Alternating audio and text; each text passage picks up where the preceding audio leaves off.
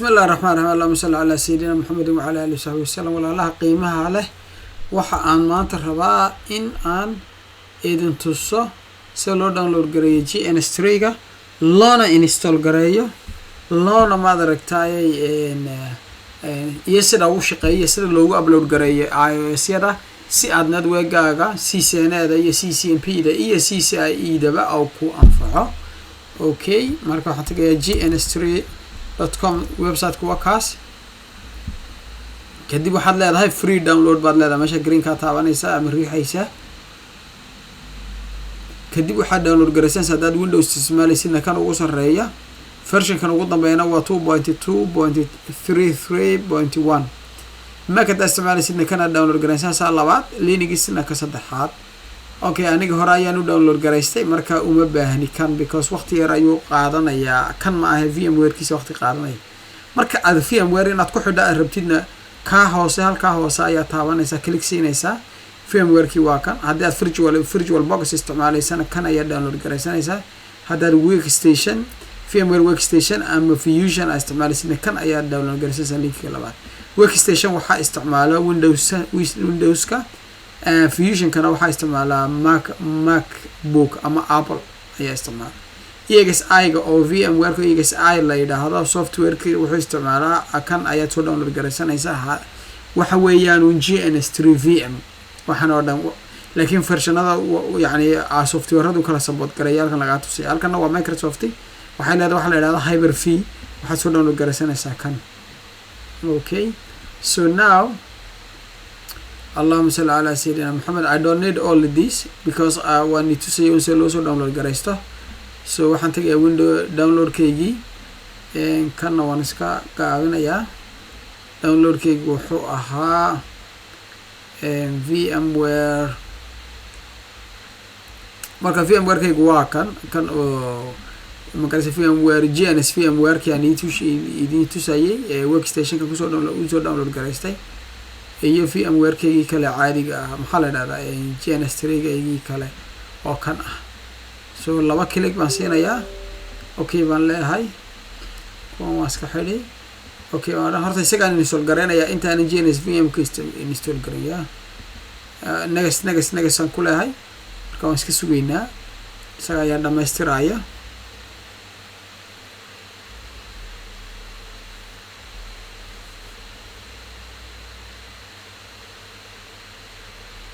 hadda almost way noo dhamaystirmaya waan iska sugaynaa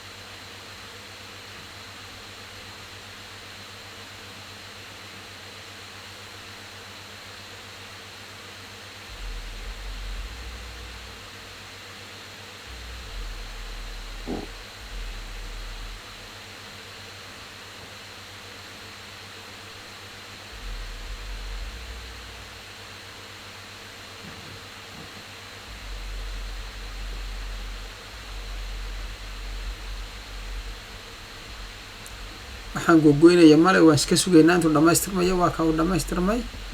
next waan leenahay ma rabno next and then start GNS3 weli waan start gareynaa ana website-kii wiina geenayaa website-kiisa waan iska xidhaynaa uma baahnin kana waan iska xidhnaba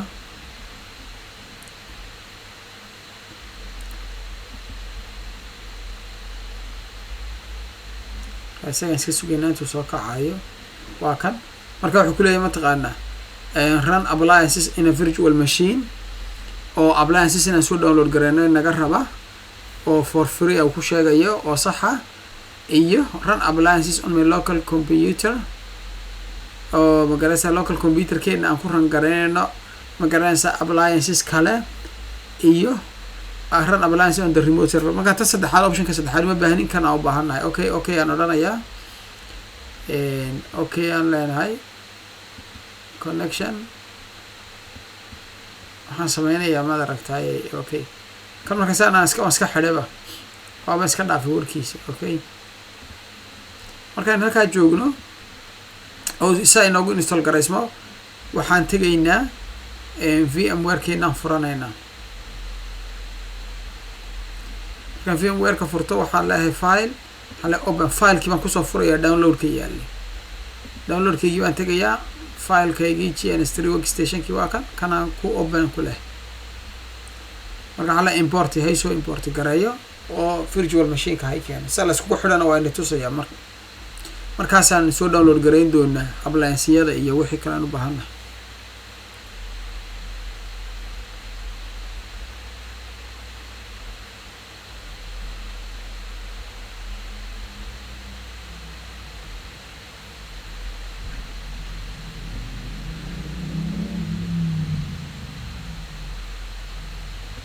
iminka waa kan inoo halka marka haddaad u baahan tahay waad garanaysaa dhulkan aad kala garanaysaa haddaad memoryda u kordhinayso waad siinaysaa waad kordhin kartaa haddaad processorka u kordhinayso waad siinaya aniga intaan baan ugu daynayaa hard diskiga haddaad u kordhinayso waad siinaysaa halkaasaad uga miisaysaa oo ma garanaysaa waa kan hard diskigii expand baa odhanaysaa marka halkaasaad taabanaysa halkaasaad ugu kordhinaysaa markaad u kordhinaysa hard diskiga network adapter to host only sidaasaan ku daynayaa ma garanaysaa aminaad baad ka dhigi kartaa midkuu ku joogaan ku daynayaa markaa ma garanaysaa aniga host onlygii sidaasaan ugu daynayaa markaa kaasi waa sidaa wax weyn ma aha hadda dhamaatay hadda waxaan sameynayaa kilig power on baan odhanayaa waxaan sugaynaa inuu power on inuu markuu soo shidmo waxaan sameynaynaa kan iyo kan aan isku xidhi doonaa IP address buu ina siinayaa IP addresskaasaan kan ku xidhnaya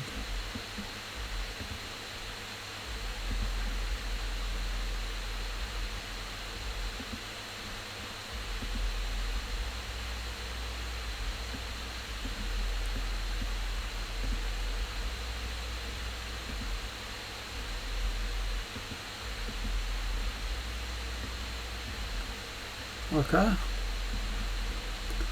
marka IP addresska 192.168.1.128 marka kanaan tegaynaa waxaan tegaynaa edit waxaan tegaynaa preference waxaan tegaynaa GNSVM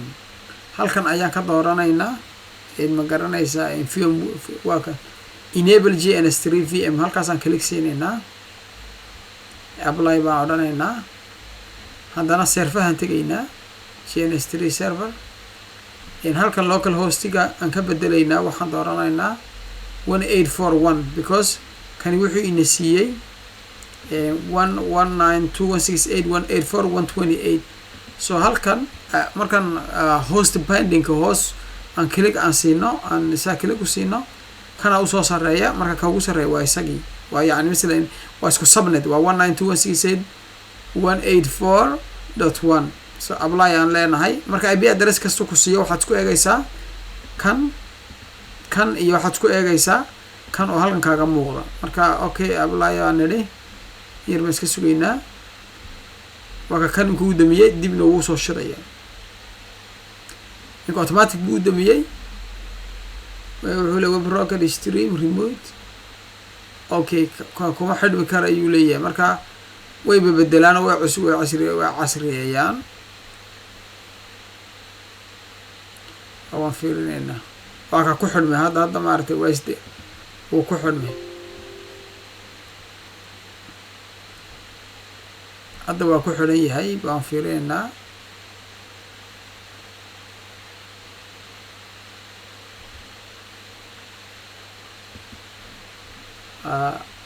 hadda waa ka GNS3 starting buu leeyahay my air connecting with GNS cannot contact your local host okay is allowed okay marka versionka yar bedeleen baa u maleynayaa marka click baa odhanaynaa serveraan tegaynaa local hostigiisaan u daynaynaa local hostigiisaan u daynaynaa marka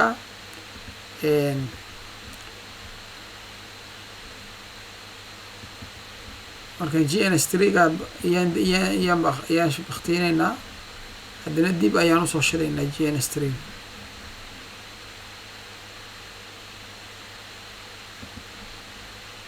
power off labadoodiiba GNS3gii ayaan dib usoo shidnay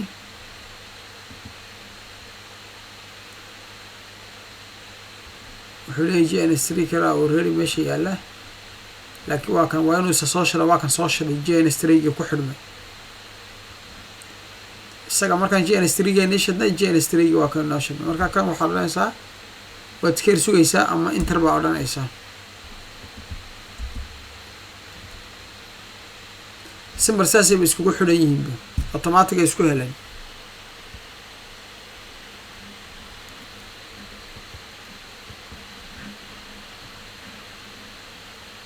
waxaan sameynay keliya halkaas tagnay preferencegaan tagnay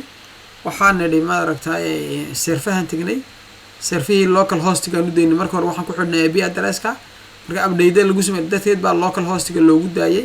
oo automatic bay isku helayaan marka automatic bay isku helayaan GNSVM kan tagnay enable u baan calaamada aromatic siin marka uma baahnid inaad serfa tagto oo halkan click siiso oo ma garanaysaa aad IP address ka doorato waan eegnay saas uu ahaan jiray hadda waa bedelan sida uu muuqato marka GNS3 waa kaas shaqeynay greenka ah ma garanaysaa halkan nooga muuqdo arkaysaan marka way isku xidhan yihiin automatic okay hadda waxay noo dhiman in aan ma garanaysaa appliance soo download soo ma garanaysaa upload gareen appliance ka sheegayeen marka appliancesku waxaa tagaysaa halkan file waxaad leedahay import appliance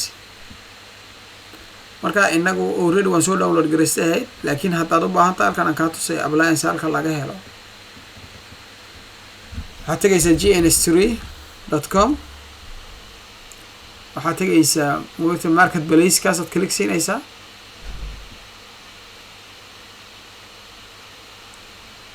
markaad marketplace click siiso waxaad helaysaa halkaasaad taabanaysaa appliances baad leedahay halkaasaad ka dooranaysa marka applianceyada aad u baahanto oo dhan waa kuwan mid kasta waa sida aad soo download garaysan karta I hope inaad taana fahanteen okay appliancega markaan soo download garaysa tanada Cisco IOV ama Cisco IOV L2 kaasaan rabaa marka wuxuu leeyahay moogta install the appliance okay baan leeyahay next baan leeyahay image kan haystaa uu leeyahay ready to install image ka aan haystaa waxa weeye halkan aan mar hore ku soo download garaystay waa image kan weeyaan image kayga waa image kaas weeye away halkan aan ku haystay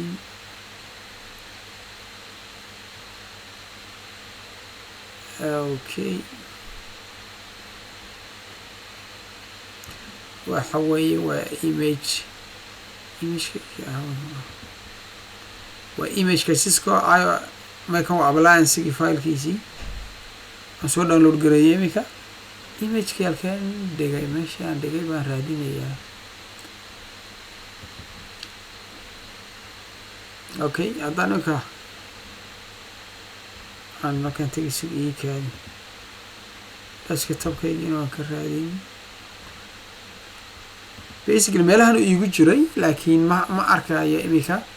automatic inuu u helana waa suuragal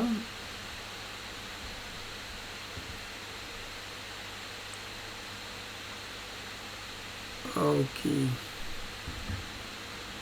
I think malaha waan delete garaya u malaynayaa delete kan tagiyo ka soo saaray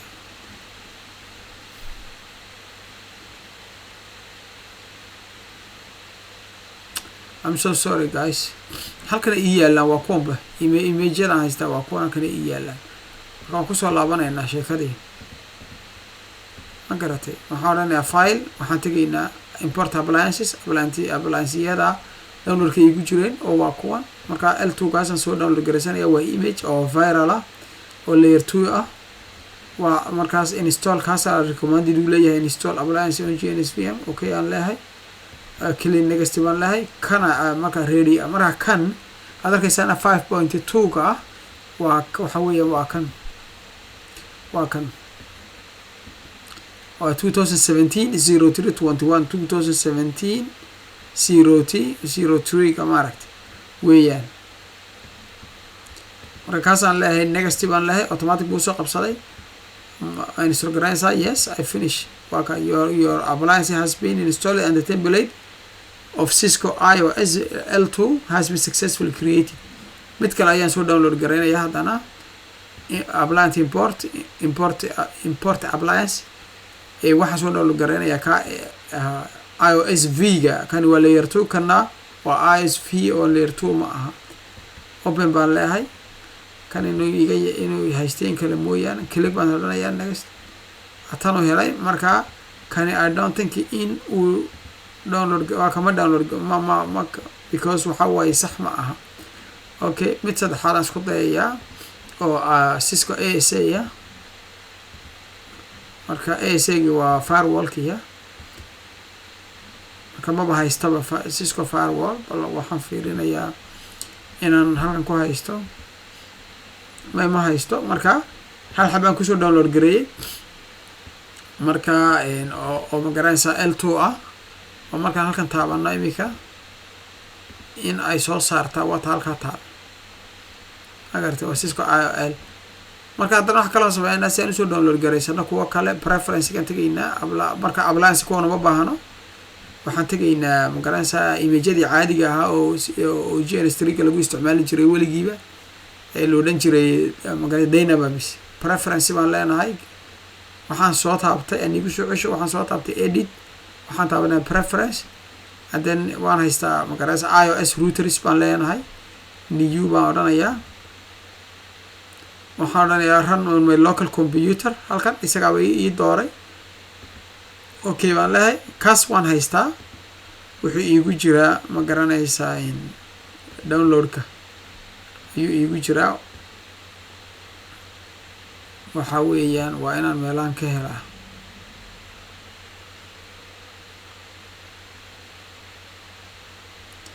ama desktopku ii saaran yahay labadaa mid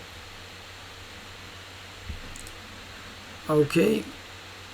desktopka ka helayaa markaa meelahan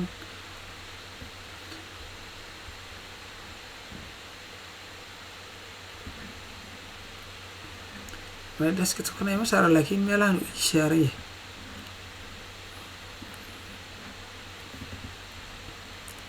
meelahan waa kuwan meelahan uu ii saaran yahay arona waxaan u arki waayay waa iniga arkaya labadaa xabadood waan haystaa marka tan oo imika install gareynayo waxaa weeyaan 15.3 waa taa hoose 15.3 xp2alif.bin xp2alif.bin so next aan leeyahay next halkan slot-yadan ka dooranayaan u baahanahay yacni inta slot eed u baahan tahay slot-ka waxaa la yidhaahdaa ma garanaysaa installka waxaa la yidhaahdaa ma garanaysaa gigabyte ama serial ama wixii uu kaga baahan yahay next aan leeyahay finish saasaan ku dhamaystirnay markaa imika waxaan sameynaynaa waxaan odhanaynaa create untitled for example test network iska dheh test lab ah okay aan odhanaynaa hadda tan waa inay soo download garaysanta halkan ii taala magacaan ka bedelay waxaan leeyahay SW1 because waa switch wax kasta ku support garayn karaya kan andana waxaan tagayaa meeshii routeradiina waa kuwan router labaad iyo router 1 iyo router 2 waxaan qaadayaa waan isku xidhayaa fast ethernet baan iskugu xidhayaa markan tana gig haddaan doono 2 gig baan iskugu xidhay gigabyte 10 gigabyte 00 gigabyte 10 gigabyte 10 خلاص aan dooranay highlight baan saaray okay aan leh saas waa inay ku shidmaan inay wada shaqeynayaan baad arkaysaa markaan double click siiyo kan wuxuu soo daarayaa booty ama baati matalan midkii soo daaraya fartu way yaryar tahay halkan inaan tegay noqonaya markaa saan farta u eego preference okay console-ladii waa kan ay noogu jira markaad rabto secure CRT inaad ku xidhato kana taabanaysaa waxaad imanaysaa secure CRT gaaga markaad install garaysato edit baad odhanaysaa preference baad leedahay waxaad imanaysaa journal ka uu ku taagan yahay journal baa halkaa ugu sareysaa journal baa clicksin haddana halkan aad taaban edit marka security artigayga aniga rabaaba haddaan u baahdo inka laakiin solarka igu taagan yahay okay meeshan uma arkayo in laga bedeli karo fontiga laakiin waxaan i tusayaaba si GNS3 ga loogu soo daro halkan GNS3 baan rabaa inaan kusoo darsado bootigiisaba ha iska haysto waxaan tegayaa secure CRT gayga kaasaan haystaa right click baan leeyahay open the location secure CRT gaygii waa kan propertygiisaan tegayaa waxaan sameynayaa entire EXE ga iyo ma garanaysaa entire u dhaxaysa iyo adu labada yar oo obstrafi maaragta obstrafiga dusha iyo ka kale oo EXE ka dambeeya labadaan baan ka tegayaa entire baan qaadanayaa sida ka bilowda EXE gana ku jooga EXE ga ugu dambeeya ku jooga okay waxaan tegayaa preference-gaygii waa sida hadda waxaan ku darayaa secure CRT inaan ku furtaya console application ka tegayaa edit baan leeyahay halkan baan markaa ka ma garanaysa secure CRT baan taabanay markaa secure CRT markaan taabto intaa yar iyo ma garanaysaa halkan day wuxuu leeyahay secure CRT waxaan tusiyo halkan waxyaalaha ay ku kala duwan yihiin yacni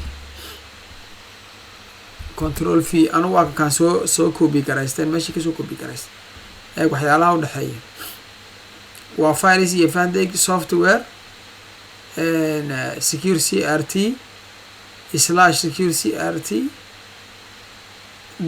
.exe والله maanta waa isla yihiin update badan waxaan ka dambeeyay okay aan odhanayaa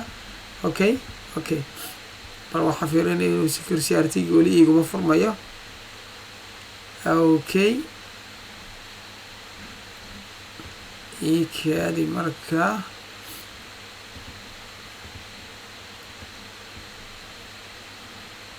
okay console waa kan igu furmay marka hore mooyaan wuxuu diiday waa ka secure CRT ga igu furmay ma aragtaa saas uma odhanaysaa secure CRT ga uu kugu furmayaa sorry guys waan inii ballaadhinayaa imika waa ka haddaan laba jeer click idhaahdo haddaan laba jeer click siiyo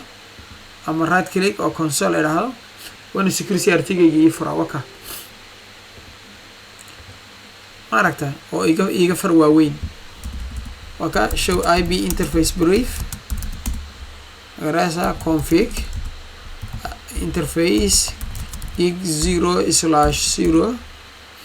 0 gig 1/0 no shut IP address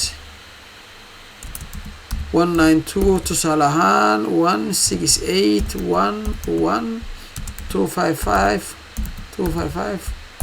168.1.255.255.0 kan intaa idhaahdo ka kalena ka qaado intaan copy garaysana يعني نسبة قرية بارتو ساي وشو شقينيا waxaan tegayaa switchku isagu waa layer 2 baan u deynayaa router 2 baan tegayaa waxaan leeyahay interface gig 0/1 maya waa gig 1/0 no shutdown and then IP address ka kusii deynayaa halkan baan 2 odhanayaa 2 waxaan la rabaa labada router inay isgaadhaan okay halkan no shutdown ma idhi no shutdown ma aragta switchka isaga waa layer 2 because waxa waaye show IP interface brief marka labadaas ka aba moogtay labadaas abka haddaan idhaahdo show IP interface brief exclude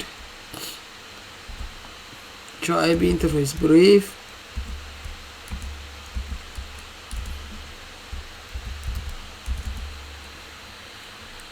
halkan calaamadii yarba keyboardka iga maqan marka isku wada gee waa in aan kan ka bingareeyo ka kale marka haddaan dhahdo end haddaan dhahdo bing 192.168 isagii wuu isbingareynayaa haddaan dhahda kii kale ee router 2 la bingareyna waa inuu bingareeyo waka intera waa ka bingareeyay waxa weeyaan halka xabo wuxuu ahaa halkii xabo oo maaragtay intuu arbiga ma garanaysaa ku yani arbiga diray marka haddaan dhahdo show arb waxaad arkaysaa router 1 oo kan ah maga addresskiisu halkaas 0 hadda jeer wuxuu ku dhigayaa calaamad yar xariijin wuxuu ka dhigan tahay waa aniga laakiin oo maga addresskiisu interface ka haddaan eegno waa kan haddaan ka dhahday show interface gig 0 is c1/0 eeg wuxuu na tus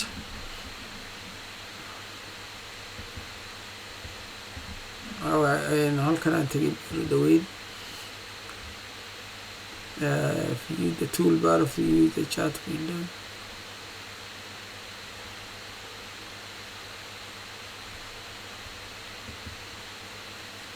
Okay, ada okay ragajini.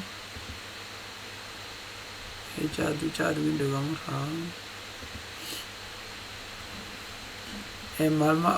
malma dhexday iraan ku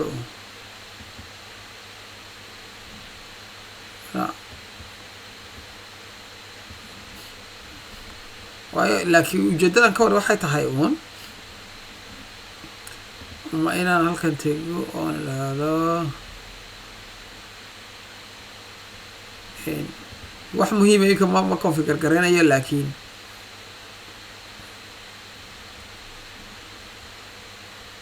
ma garata ugo marka xasabeen imka waxa weeye inaan MAC address-kan idin tuso inuu yahay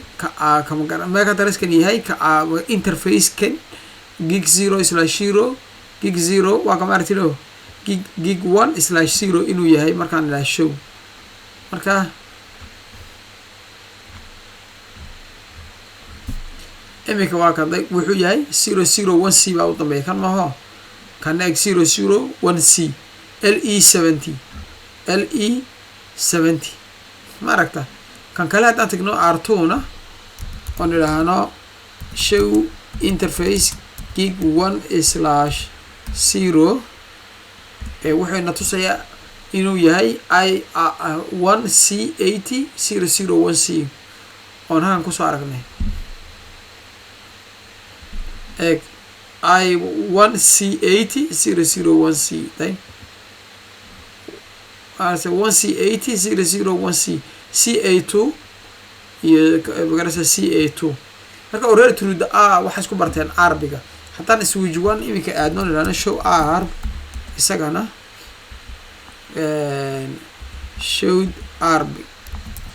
dynamic because waxaan malaynayaa waqtiga ka dhacay marka wuu bangigan ku celinaya haddaan saa idhaahdo show arb dynamic interface show arb interface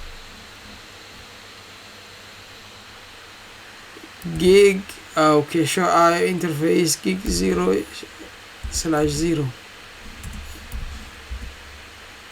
I don't know why uu soo qabay show arb kula waska virtual marka inuu laakiin soo saaray ahayd moogta show ib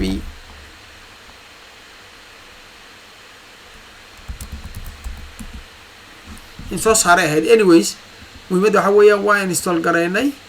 waan isku madaragtay labada router way sarkeen in iOS-kii oo 2 ahaa ayaan soo download maxaa waan soo download gareeyay routerna waan soo download gareeyay iOS-diisi aad iyo aad baa idin salaamaya waa mahadsantiin I hope inaad ka faa'iideen السلام عليكم ورحمة الله وبركاته.